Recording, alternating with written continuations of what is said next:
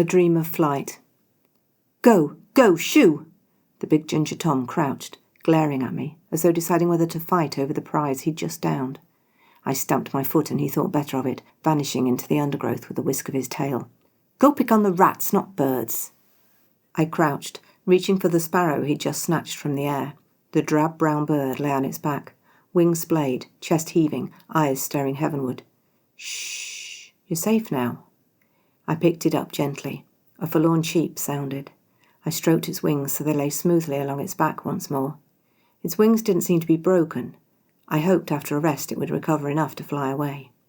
I cast a glance around, obscurely relieved to find I was alone.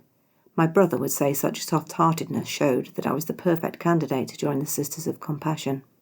I was only sorry that such small acts of kindness were so rare as to be notable in Muirland's palace. Cradling the bird carefully in my palm, I reached a bench set in a secluded arbour and sat down.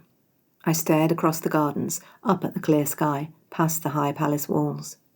I couldn't see much at this angle, but in the far distance the pale blue of the sky met the purple-grey smudge of the Firethorn Mountains. If I had wings like the bird in my hand, I'd fly far away, over the mountains and far beyond. I wouldn't be tempted by the superficial glitter of the court. The palace was a cage, beautiful but often deadly. The bird had nearly paid with its life for venturing inside the palace walls.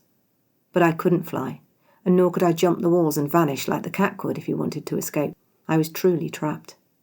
Most of my fellow women at court gained power with a strategic marriage. That held no appeal for me.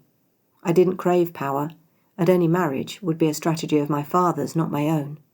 Most importantly, I didn't want to marry. I had nothing against marriage in general, but keeping my secrets from my family was difficult enough. Keeping them from a husband I was expected to be intimate with, impossible. I stroked the bird's soft belly. Its eyes fluttered, beak opening in a silent cry. Its chest heaved as though its tiny lungs were bellows. You're safe now, I assured it, my fingertips sliding over its smooth feathers. I'd make the promise true. I could keep it in my room until it was fully recovered. I might keep it in a cage, but only for a few days, only until it was ready to fly away. The same way I hoped I soon would.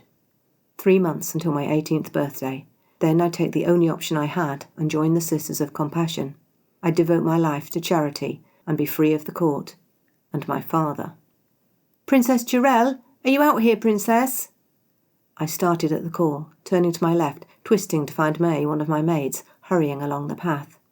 When she spotted me, her anxious expression eased, although it didn't vanish entirely. She sped up. My stomach lurched. I wasn't important enough to inspire anxiety or hurry. Not usually. What is it? I asked, telling my racing heart to be calm.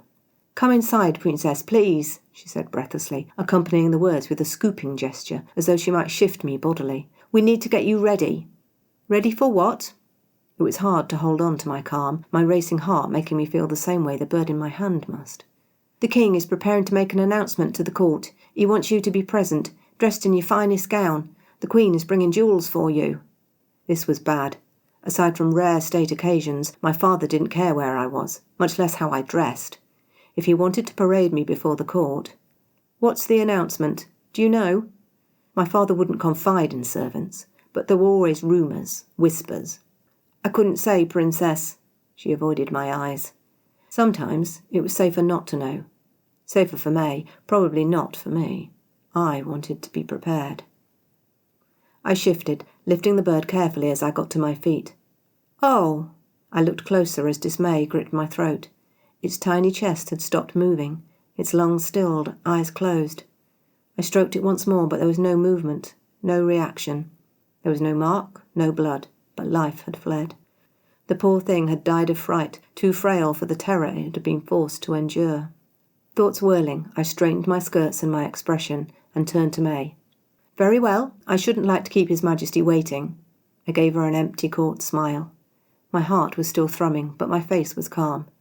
Dying of fright wasn't an option for me.